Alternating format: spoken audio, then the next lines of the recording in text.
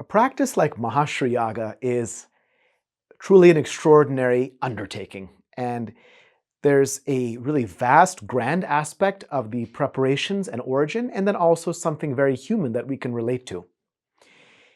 The reason why we can say that Maha Sri Yaga is a truly extraordinary practice with a vast preparation is that it can really only be undertaken by a living tradition where truly thousands of years of preparation go into allowing this type of practice to happen.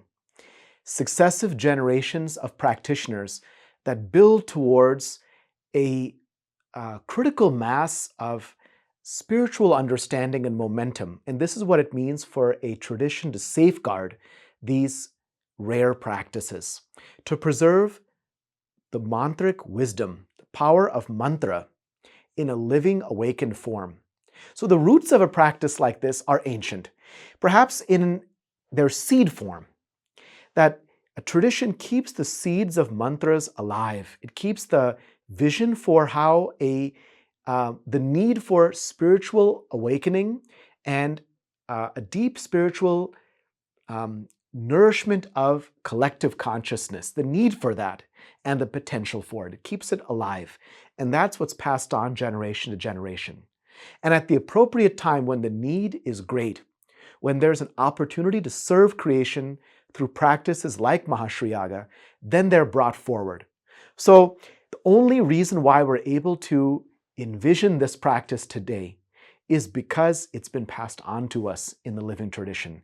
And that's where luminaries like Pandit Rajmani Tiganayat, have brought those seeds forward, and through their own personal practice, through whatever they've received in the living tradition, created the opportunity for us to come together.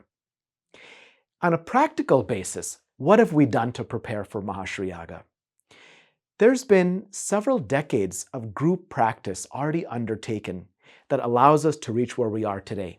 And this is also what's really intriguing, that practitioners like you and I have been doing a number of different practices that perhaps we didn't even realize allowed us to build a foundation to undertake a practice like Maha Sri Yaga. The practice of group meditation, which has been undertaken here at the Himalayan Institute a number of times, is a key preparatory practice. We've had these year-long meditations at least 3 times that I can remember. I believe it was 2008 and 9, and 2019 to 20 are the 2 that I can remember, and there was even one that preceded that. Group meditation is a foundation that builds a collective consciousness, and that was further enhanced with further group practices like Rudraga, which was undertaken a number of occasions, both in India at our Prayagraj campus on the bank of the Ganga in 2001, 2013, and then 2019, and a number of Sri Sukta-based practices here in Honesdale as well as in India. They were done on a smaller scale, and collectively they put all of the pieces together that allow us to undertake the 6-month-long Maha Sri Yaga practice. As a practitioner, what have we done? We've committed ourselves to a systematic practice of Sri Sukta at many different levels. Some practitioners have undertaken foundational practices like Sri Sukta Stage 1 practices. Others have gone a little bit further in Stage 2 and beyond. What makes Maha Sri Yaga so special is that practitioners of many different proficiencies have come together. It's not just about advanced practitioners undertaking a practice like Maha Sri Yaga.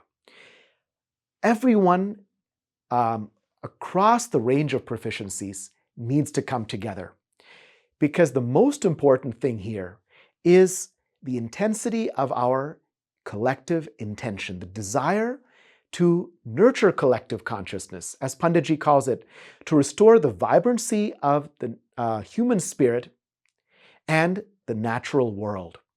How can we heal ourselves and heal the world? That passion, that commitment to do so is what brings us together. Some of us have just started in the practice of Sri Sukta recently, and others have been doing it for over a decade. And Panditji, as the anchor of this practice, as the visionary of this practice, has been doing this for many, many decades.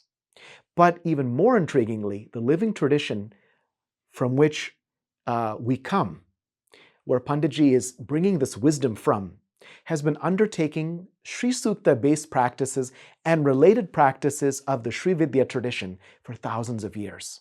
So the roots go very deep, and that's where it's almost even too big for any one mind to hold. It even challenges perhaps our understanding of what it means for thousands of years of cumulative practice to lead us to where we are today.